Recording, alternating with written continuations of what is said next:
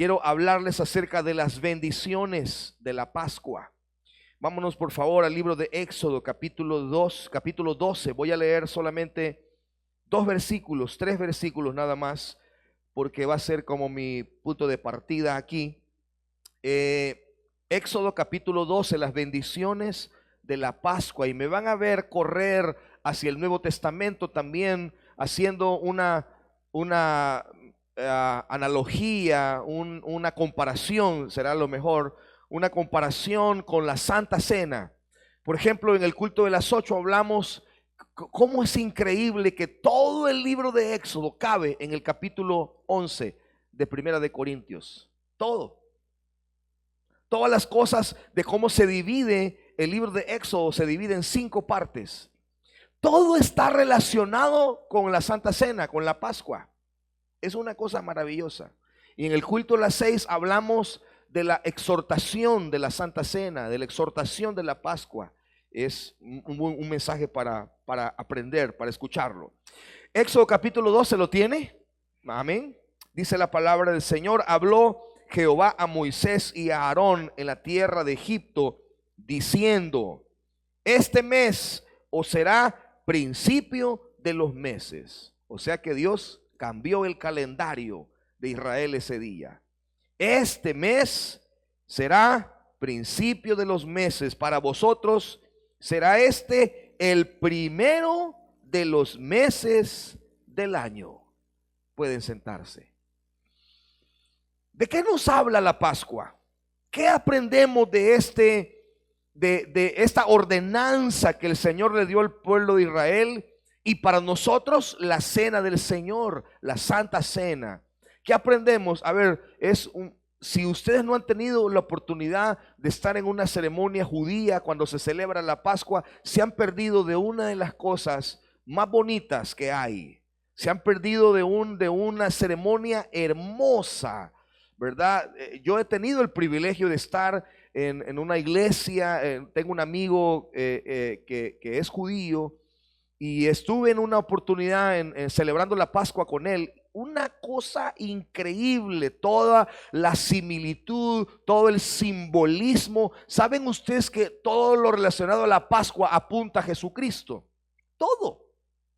La comida, lo que se come, la manera como se cocina la comida, la manera como se sirve la comida, las especies que lleva la comida, las cosas, todo lo que se toma, lo que se come, todo apunta a Jesucristo en aspectos de Jesús, de su vida, de su cuerpo, de su sacrificio, de su sangre, pero todo apunta alrededor de Cristo. Así la vida del creyente, todo en nosotros debería de apuntar a Jesucristo también. Todo lo que hacemos debería de glorificar el nombre de Jesús también. Debemos de empezar hablando acerca.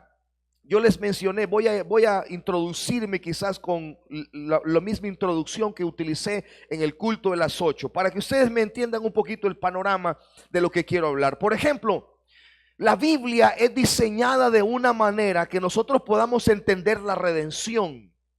La redención está tan explicada en la Escritura. Cada libro del Antiguo Testamento y del Nuevo Testamento tiene una secuencia de la redención. Si hablamos de Génesis, por ejemplo, Génesis nos habla de la elección. Dios nos eligió. Nos eligió no porque fuéramos los mejores, no porque fuéramos los más buenos, no porque fuéramos los más inteligentes. Nos eligió porque quiso elegirnos. Así que usted está sentado aquí porque Dios lo eligió para que usted estuviera sentado hoy aquí y le conociera al Señor. Así que ese es un motivo para darle alabanza al Señor.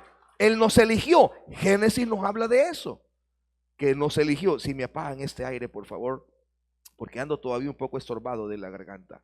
¿De qué nos habla Éxodo? El nombre Éxodo significa salida. Salida. Y Éxodo trata de la liberación del pueblo de Dios, de la redención. Éxodo nos habla de redimir al pueblo, de salvar al pueblo, de liberar al pueblo. Entonces, en Génesis Dios nos elige, en Éxodo Dios nos redime, y ya redimidos podemos alabar a Dios. porque solo los redimidos le pueden dar alabanza a Dios. La gente puede cantar de Dios, pero no lo puede alabar. Nosotros teníamos un vecino, ¿verdad, amor? ¿Te acordás? Este vecino, cuando se pasaba de tragos, le gustaba hacer karaoke. Entonces mis hijos se aprendieron un montón de canciones, no cristianas, por supuesto. El vecino las cantaba, las coreaba. Pero el vecino tenía una cosa peculiar.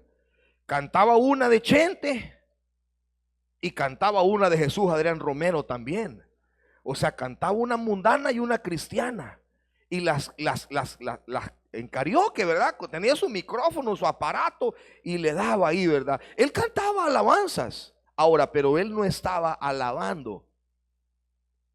Usted puede ver mucha gente que habla y que canta y que habla de Dios y que dice cosas buenas de Dios.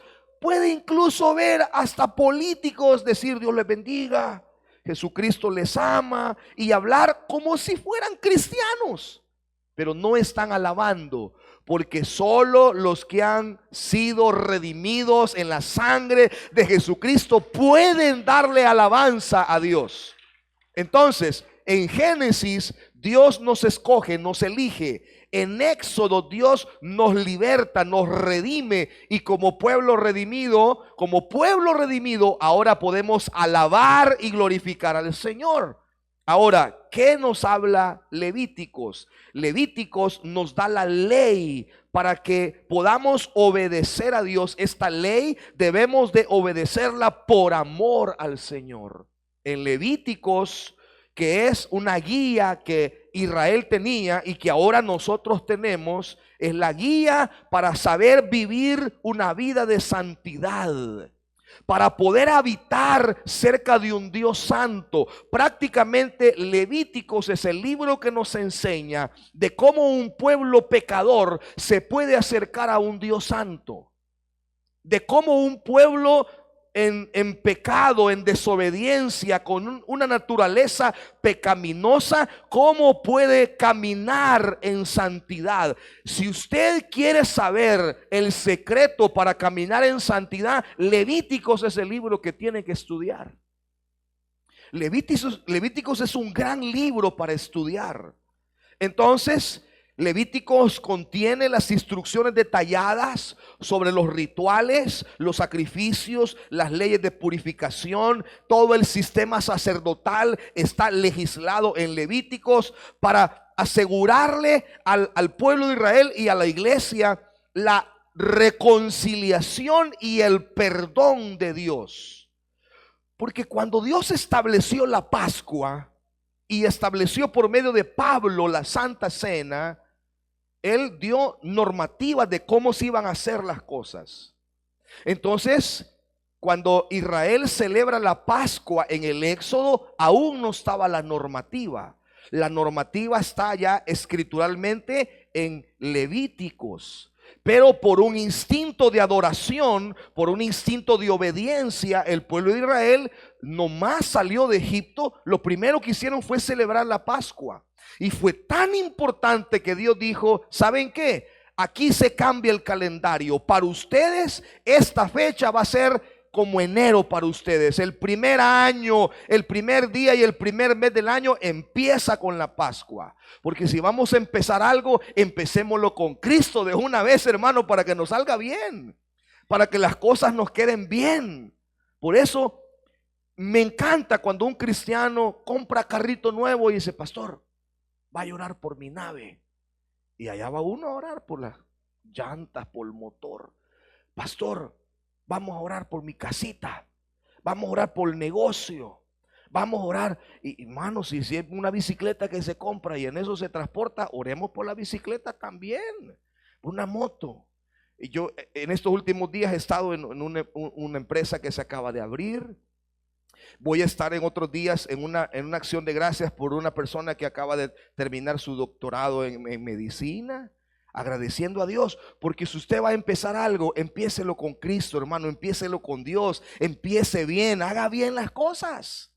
Gracias por su entusiasmo. Entonces Dios está tan interesado en que el pueblo le dé relevancia a lo que es la Pascua, que dice: para ustedes este va a ser un mes, el mes donde se arranca el año.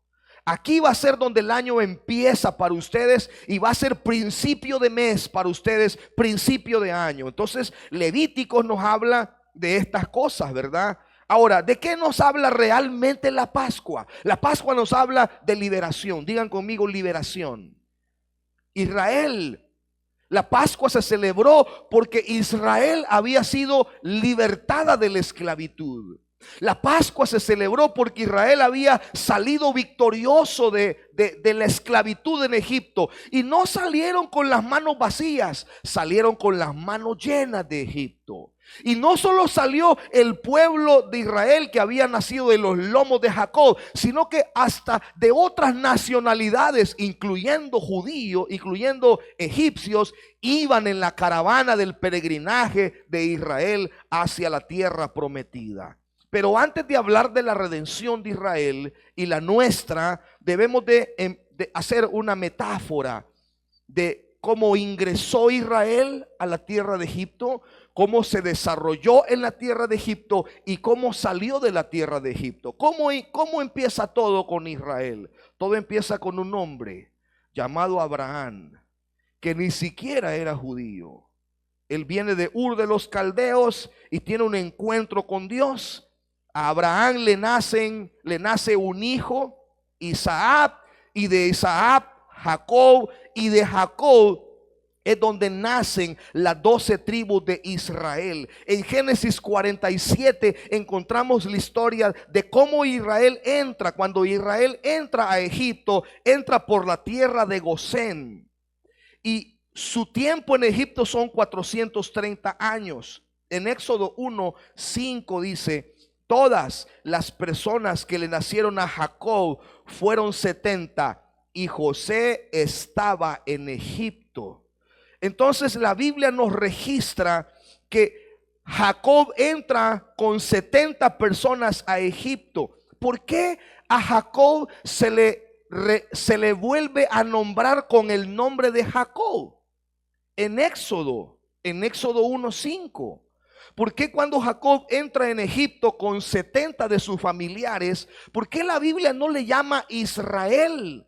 Si Dios ya le había cambiado el nombre un par de capítulos antes, de años antes, en el capítulo 32 de Génesis, si mi memoria no me falla, ahí por el versículo 27 o 28 de Génesis 32, le dice el ángel: ya no será tu nombre Jacob, sino tu nombre será Israel, porque has luchado con Dios y con los hombres y has vencido. Entonces Jacob ya no se llamaba Jacob, se llamaba Israel. ¿Por qué entonces se le vuelve a mencionar cuando entra en Egipto Jacob? Porque Jacob representa el hombre no redimido, el hombre no salvo. Israel representa el hombre redimido, el hombre perdonado, el hombre salvo. Entonces Jacob, junto con su familia, entraron en la tierra de Egipto, una figura del mundo, como personas no redimidas. Pero cuando salieron de Egipto, salieron como personas redimidas. Usted vino al mundo como una persona no redimida, pero en el trayecto de la vida, Jesucristo nos ha redimido y nos ha salvado. Y ahora estamos en ese peregrinaje que Israel estaba viviendo en el desierto. Luego la Biblia registra que murió José, y la generación que estaba con él también murió. Y dice la Biblia que el faraón que sucedió al faraón de José, que fue Setos I y Ramsés II, estos faraones no conocían a José, no conocían la obra de José, y tampoco conocían a Dios, al Dios de José, ni lo que Dios había hecho por José y por la nación de Egipto. Entonces, al desconocer lo que Dios había hecho en esa nación, empieza una persecución y un sufrimiento del versículo 9 al versículo 14 del pueblo de Israel por esos faraones. Oprimieron y la estrategia de Satanás fue opresión, servidumbre, amargura, persecución, muerte, y todo esto es el resultado de una vida sin Cristo.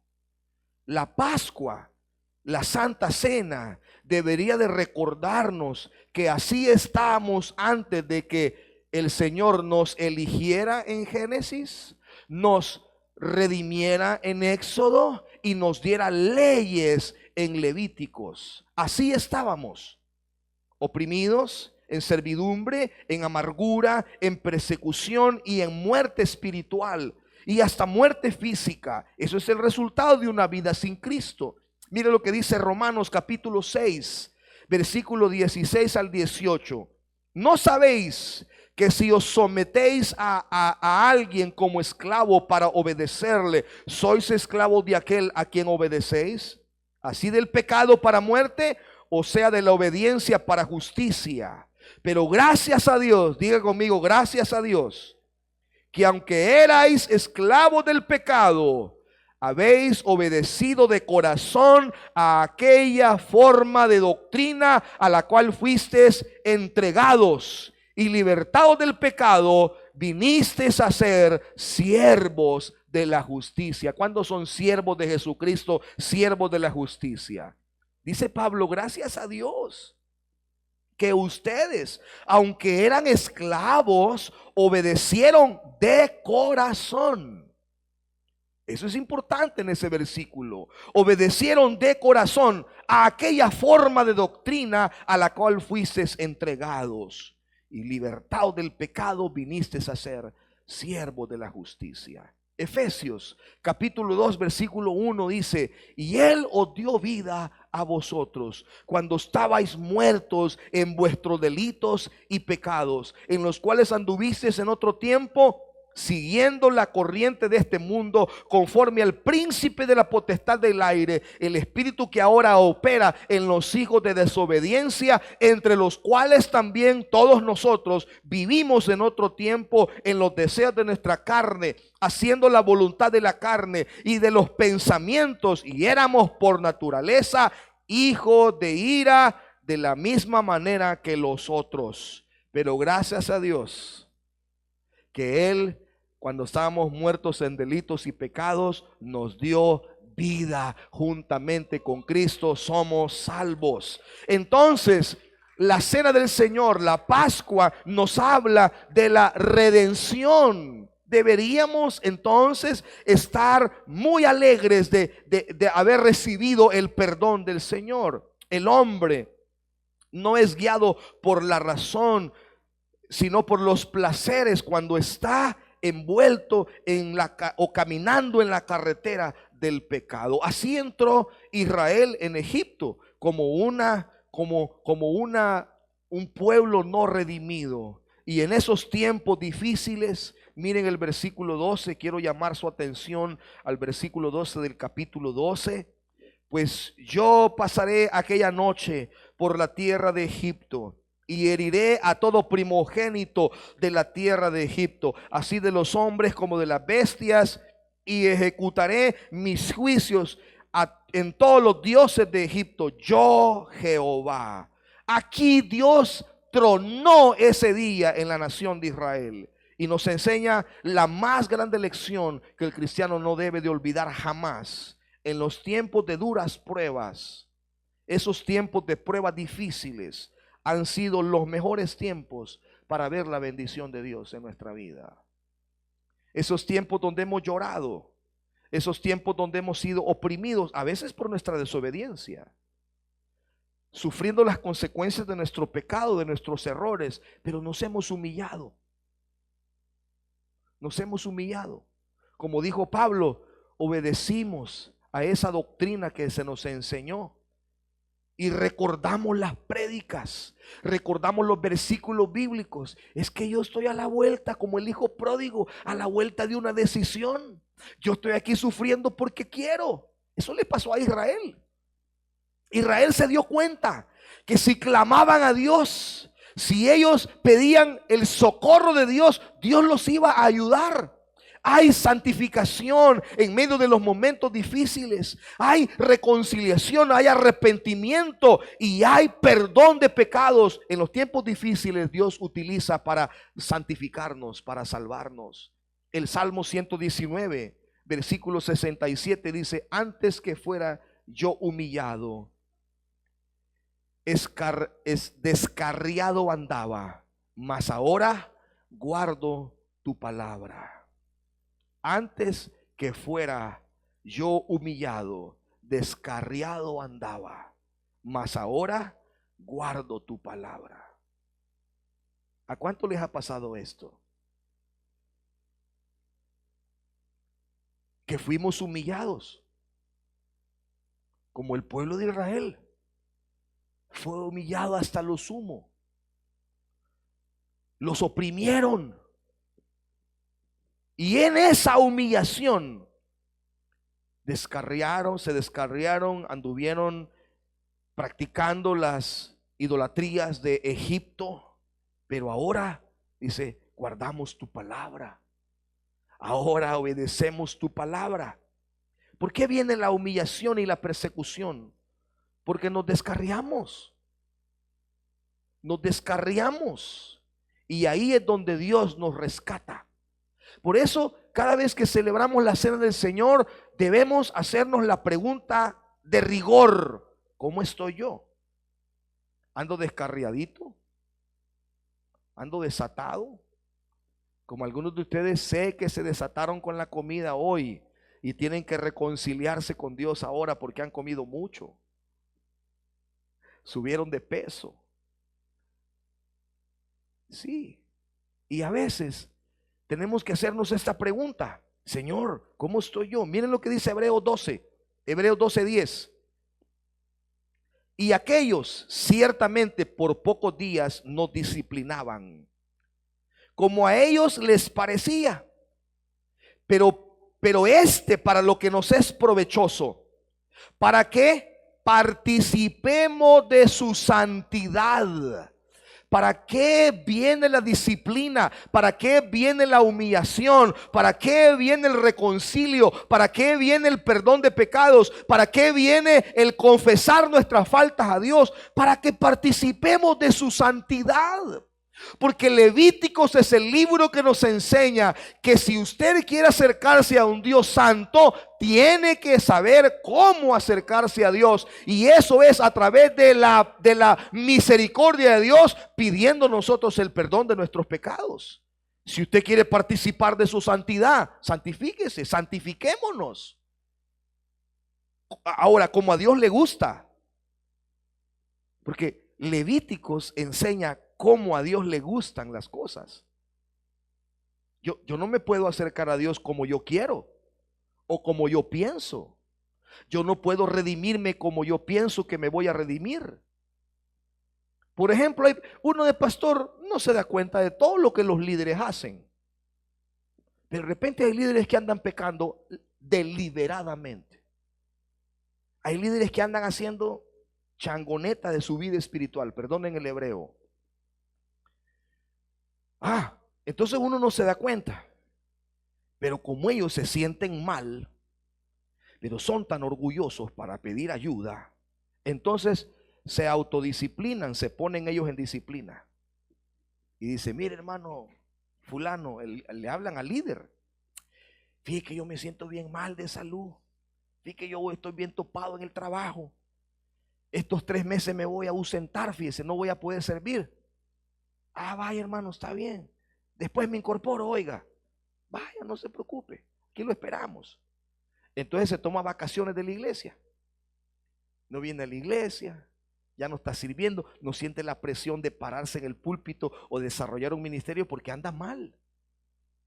Entonces él tiene la decencia, dice él, entre comillas, de decir: yo no quiero ser hipócrita, yo no quiero desempeñar un privilegio sin estar bien con Dios, así que yo me pongo disciplina. Según él, eso es lo que tiene que hacer. Según él. Ahora, según Levíticos, no. Dice: si te salió una manchita de lepra en la mano, dice Levíticos, no dice, me voy a echar pomada, ya se me va a quitar. Eso es cuando usted se infringe, se pone una disciplina a usted solo. Es que la disciplina es un proceso donde usted toma de la mano a la persona y le va enseñando por qué le pasó eso y por qué no le debe de volver a pasar. Entonces vemos gente que se autopone disciplina y dice, yo me voy a retirar del servicio unos 2 meses y le ponen, dice, bueno, mi adulterio no fue tan grave, así que yo creo que en 2 meses me restauro, me levanto. Nadie se dio cuenta. Pero ¿qué es lo que pasa con eso? Como no tuvo un seguimiento, porque no lo habló con un líder espiritual, con alguien que pudiera ayudarlo, que lo tomara de la mano. Yo estuve un tiempo en disciplina en la iglesia. Mi pastor me trabó disciplina una vez. Dije yo, qué chévere. Yo me sentía mal, yo no quería desempeñar mis privilegios en pecado. Pero me daba pena, mi orgullo no me hacía ir y confesarle al pastor. Cuando el pastor Dios le habló en un sueño y me dijo, mire Melgar, yo lo vi así, dije yo, aquí ya me topaste, Señor. Y le conté lo que estaba pasando. No, me dijo, usted va a estar en disciplina. Ay, de galán, dije yo, porque ya no voy a servir. Yo andaba esa carga en mi alma. Vacaciones, dije yo. ¿Cuál vacaciones? Me dice, pastor, lo quiero en todos los cultos de la iglesia. Lo quiero en las vigilias, lo quiero en los ayunos, y le voy a dar este libro para que lo lea y me va a hacer un resumen de cada capítulo, y lo quiero leyendo los evangelios. O sea, hermano, me puso más trabajo cuando estaba sirviendo, porque si no, me dijo, le vuelve a pasar lo mismo y va a ser una ruedita de caballo en la que usted no va a salir, un carrusel en la que no va a salir. Se cae, se levanta, se cae, se levanta, se cae, se levanta, porque nunca pasamos el proceso de restauración.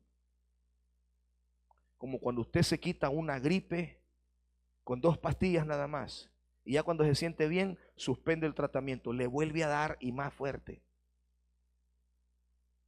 Entonces, la disciplina no se trata de eso. Queremos participar de la santidad, de su santidad. Entonces, hagamos el proceso. Hagamos el proceso. Lo maravilloso de esto es que Levíticos tiene una normativa. Los últimos capítulos de Levíticos, a ver si mi memoria mejor lo busco para no decirles mentira. Levíticos del capítulo 25 al capítulo 40 son capítulos destinados para proveer salvación, sanidad, restauración a las personas que han cometido pecados, faltas y fracasos en su vida. Levíticos termina su libro diciéndole, fallaste, pecaste, no todo está perdido. Aquí está el camino que debe de transitar para levantarte y restaurarte. Así que la cena del Señor es una oportunidad para restaurarnos. Si usted está aquí ahora, va a recibir la Santa Cena, es una oportunidad para restaurarse. Es una oportunidad para decir, hasta aquí yo guardo este rencor en mi corazón y decido perdonar. Hasta aquí yo boto mi orgullo y voy y pido perdón porque he obrado mal y pido perdón a la gente que he ofendido. Hasta aquí llego yo con este pecado y ya no más voy a contaminarme con este pecado, porque nos enseña la Santa Cena una oportunidad para reconciliarnos con Dios, una oportunidad para estar bien con Él, para volver a comenzar con el Señor. Amén. Ahora, ¿qué más nos enseña la Pascua, la Santa Cena? Bueno, la Pascua nos enseña, esto era un tiempo de comunión. Es lindo. Yo no tengo todo el tiempo para leer todo el capítulo, pero les recomiendo que lean todo el capítulo 12 de Éxodo en sus casas. Por ejemplo, dice el Señor a Moisés, cuando vas a celebrar la Pascua, compra un cordero del tamaño de la familia, dice, y del comer de la familia. O sea que si en la familia había gente que comía recio, como algunos de vosotros aquí, ¿verdad? Entonces el cordero tenía que ser grande para que alcanzara. Si son de buen comer, cómprense un cordero grandote, sacrifíquenlo grandecito para que alcance. Pero mire lo bello de esto. Si la familia es pequeña, dice, Si es una viuda solo con un hijo, por ejemplo, un cordero les quedaba mucho. Entonces, ¿qué hacía? ¿Qué dijo Dios?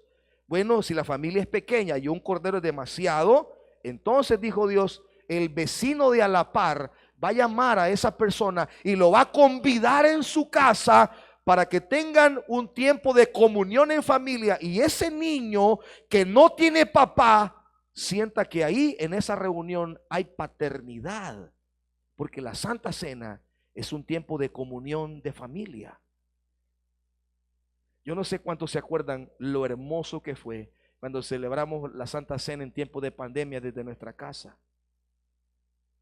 Para mí esas fueron las Santas Cenas que yo más disfruté. Ver a las familias, verlos a ustedes haciéndola de pastor. Nosotros recibíamos fotos, ¿verdad? Ella estaba en México. Ella prevaricó contra mí en la pandemia porque estuvo en México. ¿Te acordás que recibíamos fotos de hermanos de ustedes? Que hasta corbatas se ponían para celebrar la Santa Cena. Y si estos tienen plante de pastor, el plante por lo menos ya lo tienen, digo yo, ¿verdad? Falta el llamado, pero el plante ya lo tienen. Y ya se preparaban, y la gente con qué amor preparaba su pan, su bebidita ahí. Y ya él como papá llegaba y servía la Santa Cena a su esposa, a sus hijos, y él oficiaba la Santa Cena. Así era en la pandemia. Así ha de haber sido en el pueblo de Israel cuando cada padre de familia hacía su sacrificio y oficiaba la ceremonia de la Pascua. Esto era un tiempo de comunión, era un tiempo de armonía y era un concepto de familia. Dios está recordándonos esta mañana que la iglesia es una familia y que nosotros debemos alegrarnos cuando alguien, por ejemplo, que se apartó del Señor y dice, ve, aquel ya tenía 3, 6 meses no venir, a saber en qué problema está para que haya venido a la casa de Dios. Comenzamos a criticarlo en lugar de estar contentos porque regresó. No importa si un problema lo trajo o las lluvias lo trajeron, no importa. Lo importante es que vino. El domingo yo vi a Annie orar por una chica que yo la fui a saludar. Esa chica tenía casi 2 años, ¿verdad?, de no venir. El domingo pasado fue eso, creo yo. Yo la fui a saludar, la abracé. Yo la conozco desde chiquita. Era una niña de 4 años, me parece. Yo la vi crecer. Se apartó de la iglesia un buen tiempo. Cómo me agradó verla en la iglesia el domingo. Y yo vi la actitud de muchos jóvenes también, que llegaron, la abrazaron, oraron por ella, alegres de volver a verla a ella en la casa de Dios. Eso es lo que Dios quiere que hagamos. Somos una familia. Ese sentimiento de comunión, de comunidad con Dios y con los hermanos. Ahora, dentro de ese propósito de comunión, Pablo tiene que exhortar. Ahora quiero que vaya conmigo a 1 de Corintios 11. Pablo tiene que hacer una exhortación. ¿A cuánto les gusta que los regañen? ¿A cuánto les gusta que los exhorten? Pero ¿cuántos saben que es necesario a veces que nos regañen y nos exhorten? A nadie le gusta que lo regañen, que lo exhorten, pero a veces es necesario, a veces lo necesitamos, a veces es vital. Quiero que sepan que una exhortación te puede salvar la vida. Pablo está tratando de salvarle la vida a la iglesia. Cuando le escribe a los Corintios en el capítulo 11, Pablo les dice: ¿por qué creen que hay muchos enfermos entre ustedes? ¿Y por qué creen que hay muchos enclencles, todos débiles espiritualmente? ¿Y por qué algunos duermen? O sea, que se murieron, hermano. Se murieron físicamente o espiritualmente. ¿Por qué algunos están enfermos y otros están debilitados en la fe y otros duermen espiritualmente o físicamente? ¿Por qué creen? Dice Pablo. Porque no acataron la exhortación de Pablo y tomaron la Santa Cena sin examinarse. Y tomaron la Santa Cena como cualquier cosa. Hermanos, ciertamente ahí lo que hay es un jugo que hemos comprado en el supermercado y un pan que mandamos a hacer. Lo que usted no sabe es que cada vez que las diaconisas preparan eso, vienen en ayuno, vienen en oración, están dedicando un tiempo para consagrar eso que vamos a recibir. Y aunque ciertamente es algo simbólico, yo no quiero que usted lo vea solo como algo simbólico, porque si en la Biblia esto fuera un simple pedazo de pan y una simple copita de vino, la exhortación no fuera tan grande en la Biblia y las consecuencias no fueran tan terribles en la Biblia, al punto que Pablo dice: muchos están enfermos, muchos están debilitados y algunos se han muerto porque no tomaron con seriedad la cena del Señor. O sea que no es tan simbólico el asunto, porque es un recordatorio de la muerte de Jesucristo, de la base fundamental del Evangelio. Sin muerte de Jesucristo no estuviéramos ninguno de nosotros aquí. Esto fuera un club social, una reunión para hablar de motivación y motivarlos a que sean empresarios, a que emprendan cualquier cosa, menos algo relacionado a la salvación. Fuéramos como la línea del doctor Ayala o de los alcohólicos anónimos. Pero no. ¿Por qué entonces Pablo? Ahora vamos puntualmente, porque ya no tengo mucho tiempo, puntualmente a la exhortación que Pablo hace aquí. Ahora, en este contexto la exhortación es una bendición realmente. Cuando alguien te exhorta a tiempo es una bendición realmente, porque te está evitando un dolor en el futuro. Pablo dice en el versículo 17 del capítulo 11 de Primera de Corintios: en esto no os alabo. No les puedo aplaudir lo que están haciendo. No les puedo alabar lo que están haciendo. ¿Por qué no les podía alabar? Porque lo que estaban haciendo era reuniéndose para lo malo y no para lo bueno. Porque os reunís para lo peor. No, sus reuniones no estaban siendo de bendición. Un culto debe de ser un momento de bendición para nosotros. Lo peor que usted puede hacer cuando viene al culto es venir a criticar a la gente en el culto. Ya viste el vestido que se puso la hermana, desmangado, mira, desmangado y todo apretado. Ya viste el fulano de tal. Eso es lo peor que podemos hacer, hermano. Lo peor que podemos hacer, porque no nos estamos reuniendo para lo mejor, sino para lo peor. Entonces, ¿qué pasaba en la iglesia? Se reunían para la Santa Cena, que debía de ser un tiempo de armonía, de comunión. Entonces uno comía mucho hasta el punto que se hartaba y otro se embriagaba. Entonces terminaba el culto y el que había comido un montón iba vomitando la comida por la calle, y el que le habían dejado unos 3 frijolitos con 3 arroz decía: estos hermanos ingratos, sinvergüenzas, me dejaron sin comer, aquí voy yo aguantando hambre para la casa. Porque todos se lo hartaron los hermanos y ahí iba renegando el hermano para la casa. Y Pablo dice: yo no les puedo alabar eso. Si ustedes tienen tanta hambre, coman en la casa, les dijo.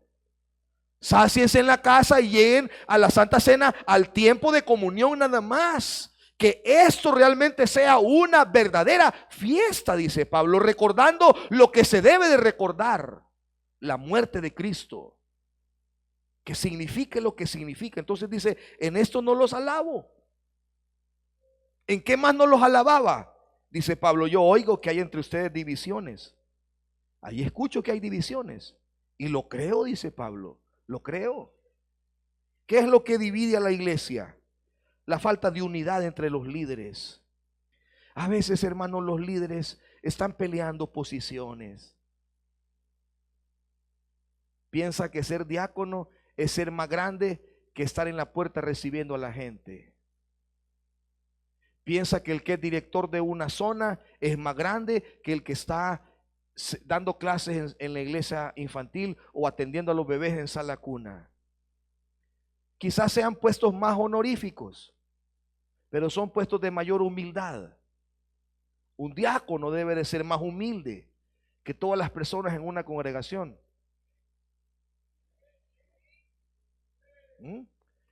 ¿Quieren ser grandes? Dijo Cristo. sean servidores de todos los demás. Amén, apláudale al Señor. Entonces habían divisiones, la falta de unidad entre los líderes, la falta de llenura del Espíritu Santo hace que las personas no estén en unidad, sino en división. La falta de amor. Por ejemplo, me agradó ver unas fotos. A veces, hermano, yo me doy cuenta que alguien que está enfermo, y por más que quiera ir, a veces no tengo el tiempo para ir, pero mando a alguien y le digo: hermano fulano, hazme un favor, ya compramos una fruta, llévemele, vaya a orar por el hermano fulano, dicen que está enfermo. Bueno, no he podido ir a orar por el hermano Santos, por ejemplo, que se dañó su pie en la moto, pero al siguiente día que él tuvo el accidente, mandamos a alguien, ¿verdad? Vayan a visitar al hermano Santos, llévenle una ofrenda, llévenle esto, llévenle comidita, el hombre no está trabajando, ayudémoslo, y mandamos a alguien. Pero me agradó un día que un ministerio, no voy a decir qué ministerio, un ministerio agarró camino con su directiva y se fue a visitar a una persona que estaba enferma. Le llevaron comida, le llevaron una ofrenda, oraron por ella. Yo no los mandé, fue iniciativa de ellos. Ellos decidieron ir y estar pendiente de su gente y cuidar a su gente y orar por su gente. Hermano, eso es la unidad. Eso es lo que Dios quiere que hagamos. Usted sabe que alguien está pasando un momento difícil, vaya y ore por él. Y si tiene un par de tamales ahí, lléveselos, ¿verdad? Ayudemos, mostremos el amor. ¿Qué es lo que hace la división en la iglesia? La falta de amor realmente. La falta de obediencia. La falta de obediencia hace que las personas caigan en divisiones. Y podríamos hablar de muchas más cosas que provocan las divisiones dentro de la iglesia. Y luego Pablo termina la exhortación con una palabra dura. En el versículo 22 les dice: ¿o menospreciáis la iglesia de Dios? ¿Ustedes menosprecian la iglesia? ¿Están menospreciando la iglesia cuando se portan así? Dice Pablo, no pueden seguir con esta conducta, porque si no se examinan a ustedes mismos y comen la cena del Señor indignamente, si no van a las escrituras porque no saben cómo hacer para acercarse a un Dios santo, si no van a la palabra de Dios para saber cómo restaurarse y quieren restaurarse a su manera, a su forma, no funciona así, dice el Señor. Hay una forma. Y la Biblia nos dice cómo nos podemos acercar a un Dios santo siendo nosotros pecadores, habiéndole fallado, incluso habiendo cometido pecado. ¿Cómo podemos acercarnos a un Dios santo? Usted puede estar aquí sentado esta mañana diciendo: ay, no sé si tomar la Santa Cena, y el pastor acaba de decir que esto es una cosa bien importante, valiosa, pero yo tengo un clavo que tengo que todavía que tengo un amarre allá que tengo que desatar ese volado. Entonces esta es la perfecta oportunidad para hacer un trato con Dios y decir: Señor, yo no me quiero perder esta bendición, pero tampoco quiero agarrar juicio, no quiero caer en cama, no quiero debilitarme más de lo que estoy, y tampoco me quiero morir espiritualmente o físicamente. No quiero, Señor, que me cortes, pero yo quiero hacer un compromiso hoy. Voy a decidir perdonar en mi corazón. Voy a decidir ir y pedir perdón. Voy a arreglar, voy a salir de ese pecado en el que estoy. Voy a hacer cambios de mi vida. Voy a tomar decisiones en mi vida. Si usted no lo hace así, si no aprovecha lo que dice Maxwell, el poder del impulso. Si usted no aprovecha el impulso que tiene ahorita, si no aprovecha la sinergia del impulso que tiene, hermano, cuando se le pase y se enfríe, va a pasar el siguiente mes y dice: no, el otro mes la tomo. Y así va a pasar todo el año y usted se va a perder esta bendición y también se va a perder el privilegio de acercarse a Dios y ser redimido y ser perdonado. Qué increíble que los primeros 3 libros de la Biblia quepan en Primera de Corintios 11. Qué increíble, qué Éxodo, la estructura de Éxodo, las 5 formas de cómo se divide el libro de Éxodo encajan perfectamente en el capítulo 11 de Primera de Corintios, porque todo tiene que ver con la redención del hombre. La Pascua instituida, la Santa Cena instituida en el Nuevo Testamento, todo tiene un solo propósito: que el hombre sea redimido, que el hombre sea salvo, que el hombre esté en comunión con Dios, que el hombre camine con Dios. Por eso Éxodo Primera de Corintios empieza diciendo lo siguiente. Pablo dice: sean imitadores de mí como yo soy de Cristo. Qué valentía la de este hombre. Yo no me atrevo a decir algo así. Creo que ni alguno de ustedes tampoco, ¿verdad? Pero Pablo se atrevió y dijo: ustedes pueden seguirme a mí, porque yo estoy siguiendo a Cristo, las pisadas de Cristo, imitando a Cristo, imitando al Señor. Entonces Dios dejó la Santa Cena instituida y movió el Espíritu Santo a Pablo para hablar de las cosas que no estaban bien y de cómo tenía que hacerse la Santa Cena, cómo celebrarse. Por eso en el Antiguo Testamento Dios le dio directrices al pueblo en Levíticos para cómo se iba a celebrar la Pascua, lo que no se tenía que hacer y lo que sí se tenía que hacer, porque es el mejor tiempo de comunión con Dios y de restauración que tenemos. Si hay un momento para reconciliarnos con Dios, si hay un momento oportuno para ponernos a cuenta con Dios, es este, hermano. Este es el mejor momento. Amén. ¿Quieren hacerlo esta mañana conmigo? Queremos hacer un reconcilio de toda la iglesia esta mañana y ponernos a cuentas con el Señor. Amén.